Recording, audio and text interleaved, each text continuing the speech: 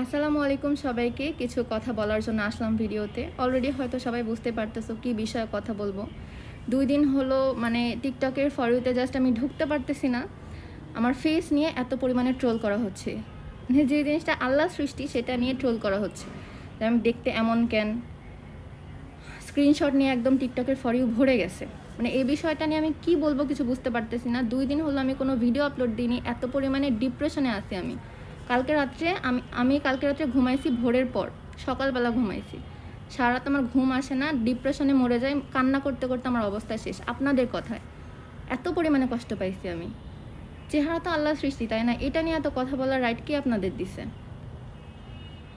আমি মাশাল্লাহ নিজের কাছে অনেক সুন্দর। আমার চোখগুলো সুন্দর, নাক আমার বোচা না, আমার ঠোঁট মোটা না, আমার দাঁত বাঁকা না, আমার চাপা ভাঙা না, আমার হাইট মাশাল্লাহ ভালো, আমার ওয়েট আহামরি অনেক মোটা না, আমি অনেক শুকনা না, আমার চুল লম্বা, সব দিক থেকে আমি পারফেক্ট আলহামদুলিল্লাহ। নিজের কাছে নিজে আমি অনেক সুন্দরী। আর আমার ফ্যামিলির মানুষদের কাছে আমি পড়ি তাদের চোখে। কিছু মানুষের কথা আমার কিচ্ছু যায় আসে না। সব সময় ক্যামেরা ফেস একরকম লাগে না। সব সময় ক্যামেরার সামনে প্রস্তুত থাকে না মানুষ আসার জন্য। আমি কখনো ফেস ওপেন করে ক্যামেরার সামনে আসি না। জিনিসটা বাই মিস্টেক একজনের কাছ থেকে হয়েছে। বিধিভাবে তো জানে আমি এভাবে মানে ফেস কভার করে চলি। তার মিস্টেকে একটা ক্লিপ গেছে, ঠিক আছে, দেখছে, ভালো কথা। সেই জিনিসটাকে স্ক্রিনশট নিয়ে জুম করে টিকটকে এসে ট্রল করার কি মানে ভাই? কি পাচ্ছি এটা থেকে?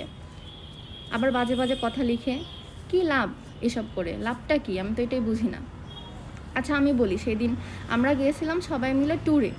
ভোরবেলা ঘুম থেকে উঠছি, সেই সময় থেকে আমরা এই স্পটে যাচ্ছি, ওই স্পটে যাচ্ছি, ঘুরে বেড়াচ্ছি। টায়ার্ড হয়ে ঘুমায় পড়ছি আমি।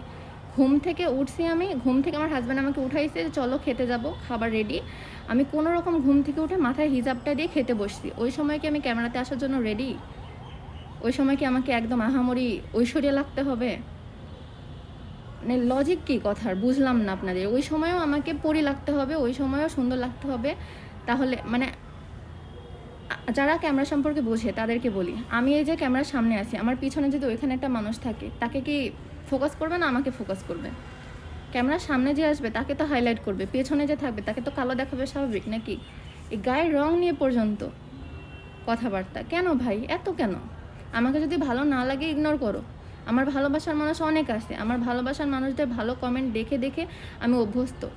এই 4 বছর হলো এরকম ট্রোল আমার কখনো সহ্য করতে হয়নি। তারা আমাকে এত পরিমাণে ভালোবাসে। ইভেন এখন পর্যন্ত তারা আমাকে ভালো ভালো কমেন্ট করতেছে, সাপোর্ট করতেছে।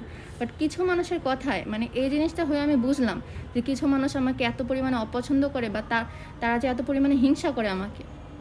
যারা আমাকে নিয়ে সব কথা বলতেছে ম্যাক্সিমাম মেয়ে মানুষ, ছেলেরাও আছে, মেয়ে মানুষ ম্যাক্সিমাম। তারা কি খুবই সুন্দর দেখতে? তারা যখন হচ্ছে ঘরের মধ্যে কোমরে ওড়না পেঁচিয়ে যখন ঘর ঝাড়ু দেয়, তখন কি তাদেরকে খুব নায়িকা লাগে দেখতে? মনে হয় লাগে। ঘুম থেকে ওঠার পর চুল যখন এলোমেলো থাকে তখন খুব সুন্দর লাগে, বিশ্ব সুন্দরী লাগে মেবি। সবসময় তাদেরকে দেখতে অনেক সুন্দর লাগে, সেজন্য তারা অন্যকে নিয়ে এরকম কমেন্ট করতে পারে। কালকে রাত্রে আমি সারা রাত ঘুমাতে পারিনি, ভোরবেলা আমি ঘুমাইছি। সারা রাত মানে এত পরিমাণে ডিপ্রেশনে ছিলাম আমি। 2 দিন ধরে কোনো ভিডিও আপলোড দিতে পারতেছি না এইসব ডিপ্রেশনের কারণে। আমার ফ্যামিলি মানুষজন আমাকে বোঝাচ্ছে, তারপরও মাথার মধ্যে একই জিনিসগুলো ঘুরতেছে। কি আমি দেখতে কি এতই খারাপ? মানুষ এত কথা বলতেছে কেন? মন চাচ্ছে যে ফেস রিভিল করে দিই, যে দেখুক, দেখ আমি দেখতে কেমন। এভাবে আমি কখনো কথা বলি না, বলতে হচ্ছে মানে বাধ্য হয়ে। আমি কি রেখে কি বলবো বুঝতে পারতেছি না। যাই হোক, এদের কথায় আর আমার কষ্ট পেয়ে লাভ নাই। অনেক ভোগান্তি হয়েছে আমার 2 দিন। আমি আবার আগের মতো রেগুলার ভিডিও দিব এই টপিকে। এটা আমার লাস্ট ভিডিও। এরপর এই টপিকে আমি আর কোনো কথা বলবো না, রেগুলার ভিডিও আপলোড দিব।